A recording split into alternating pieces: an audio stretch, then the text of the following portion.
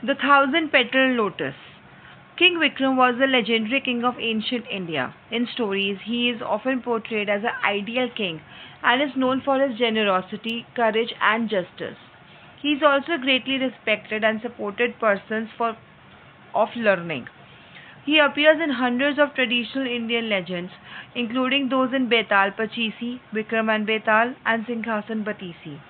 Some scholars say that King Vikram was not a real person because many stories about him are fantastic in nature. Now let's start with the story. Many years ago, when today was just a dream, there lived a king called Vikram. When today was just a dream means long, long ago, when today was not even imaginable that something like today will also be existing. Okay. So one day while hunting in the forest with his men, he saw a huge wild boar. The king chased the beast deep into the forest, which then suddenly disappeared into the thick undergrowth. The men, who had not been able to keep pace with King Vikram, looked high and low for him, but there was no sign of him.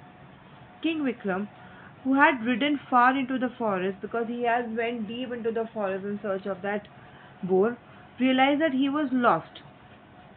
He rode on slowly till he came to a lake. There he dismounted, watered his horse, and then sat down on the bank to rest because he was tired. Looking around, he saw stone steps leading into the water. On the last step sat a young man, sad-eyed and thin.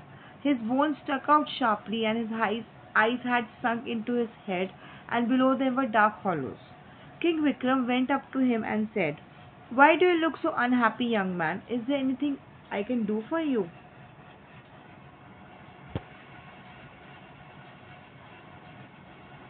The young man looked out on the still water, sighed, and said, "Why should I burden you with my sorrows? You may just laugh at my plight.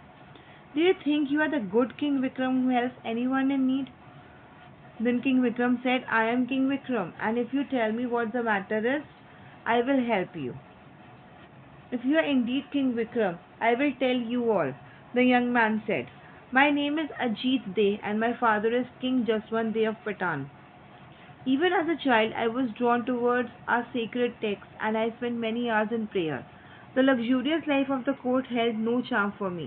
One day I left the palace without telling anyone. I decided to go on a pilgrimage and visit the sacred shrines. Now, what is pilgrimage? Pilgrimage is a journey to a shrine. Okay. Now, and what is shrine? Shrine is a sacred place which is related to a god, right? If, like, for example, if you go to Vaishno Devi, so it is related to Durga Mata. And what is pilgrimage? Like Tirth Yatra, if you call Tirth Yatra in Hindi. Okay. Now, after traveling for many days, I reached this lake. Tired and thirsty, I stopped to quench my thirst and rest a while. As I lay under a banyan tree, I saw a lotus rise out of the waters. No other flower could match its beauty.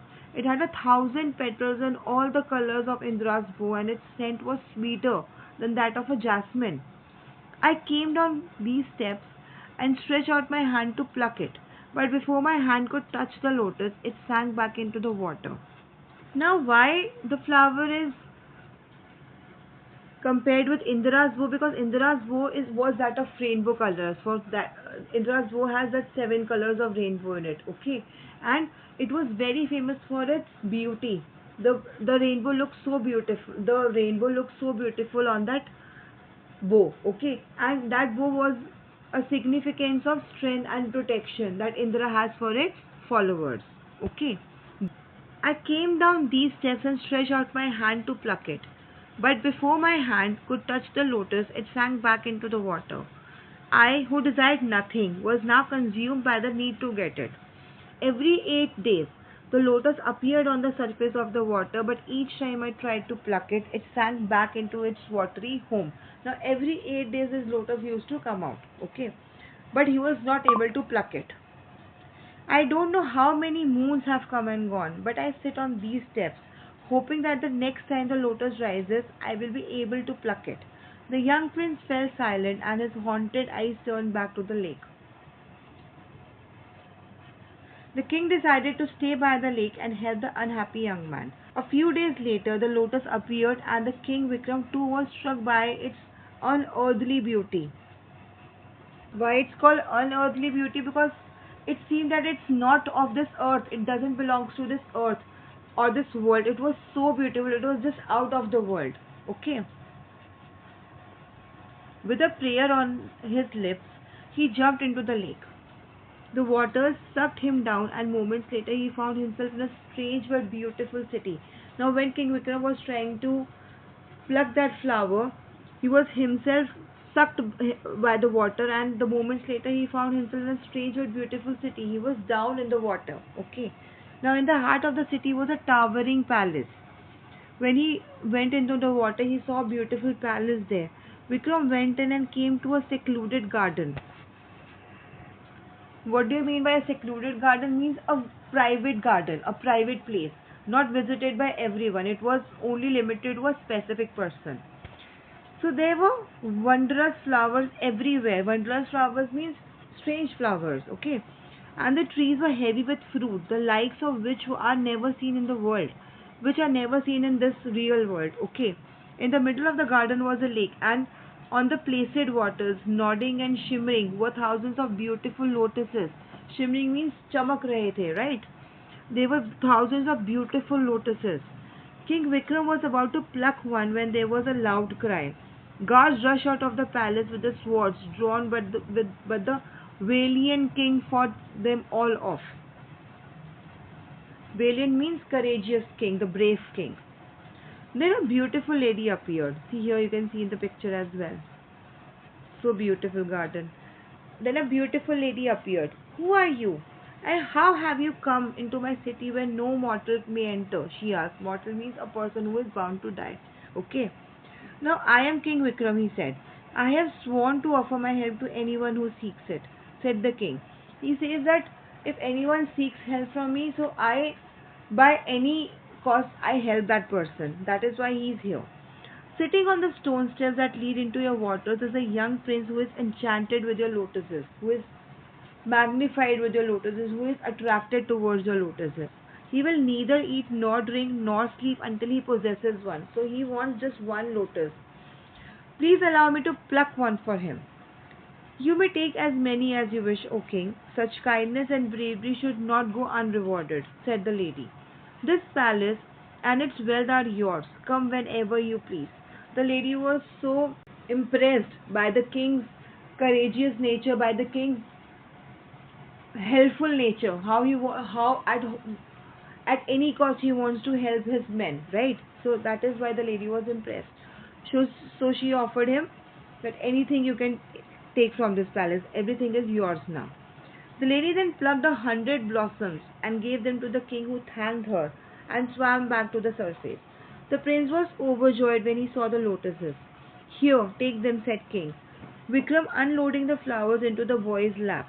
They are all yours. And then he told the youth about the underwater palace and the fabulous garden, and then he was telling that young man about what he experienced down the water. The prince, instead of thanking King Vikram for the trouble he took, was filled with jealousy. Now he was jealous because he never got that chance to visit that palace, right? So now he was jealous of the king. You were able to go down and see the beautiful lady and her garden only because I told you about the thousand petal lotus. Now he wants to take all the credit that you only got a chance to visit that garden and had a chance to meet that lady because I told you about that lotus. If I wouldn't have told you, you wouldn't have got a chance to see such a beautiful thing, right? Now he was taking all the credit. He was not thankful at all. Okay. Now the lady of the lake would never have offered you her wealth and her palace if it hadn't been for me, said the young prince sulkily. I need nothing from the lady of the lake or from you, King Vikram said quietly. I went into the lake because you were pining for the lotus. I brought up the flowers because you wanted one so badly. You can enter the underwater palace as I did. All you need is courage, determination, and selflessness. Nothing is impossible for brave. Now, here King Vikram says that you are not that courageous, you are not that determined, you are not that selfless. You are filled with jealousy. You only want everything for yourself. You are not selfless. Selfless means people who never think of themselves, always they are ready to help others. So King Vikram was selfless. That is why only because of his these characteristics he was able to enter that lake. He was able to enter the water deep inside, and then he was able to enter that palace. Because a young man doesn't have these characteristics, that is why he was not able to enter the water. Saying this, King Vikram got onto his horse and rode away, leaving the humble prince behind. Leaving the humble prince behind means humble is a person who is never thankful to anyone, who is proud, who is very proudy. Okay, so he left that humble prince behind and he went back to his journey. Written by Meera Uberoy. Okay, so here we come to the end of this chapter, and I will upload this solutions in the next video. Thank you.